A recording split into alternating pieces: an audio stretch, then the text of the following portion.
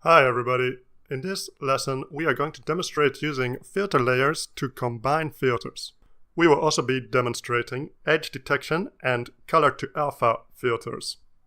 We will be making a kind of stylish art like this. So let's get started. First of all, I start with a grayscale image. I go to Filters, Edge Detection, Edge Detection. As you can see, white edges appear. The rest is colored black. We need to combine this filtered image with the original image somehow. So let's click on Cancel for now. We add a duplicate to the original layer.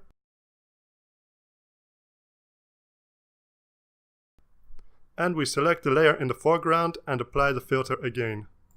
Okay, we want to do two things right now. First of all, we want to make the lines black. And secondly, we want everything that's not a line to become transparent so that we can see the original layer beneath it. We do this with filters. Unfortunately, I cannot apply a filter to the filtered layer directly. So instead of that, I will use a new filter layer.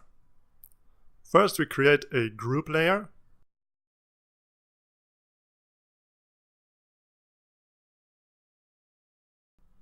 Then we add a filter layer above it.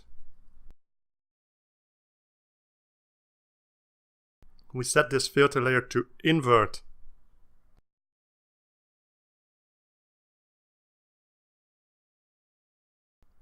Next we add another filter layer and we choose color to alpha. Make sure that you have white picked as the color which should be transformed to alpha. And there we have it. We could have also achieved the same result by flattening the filtered layer each time. But the advantage of this method is that we can still update the original drawing and we can adjust the parameters of the filters at any time. The downside of this, however, is that it takes up quite a lot of computational resources. So it might be a good idea to flatten the group layer once you're ready with it. Well, that's all from me for now. Thanks for watching and see you in the next lesson.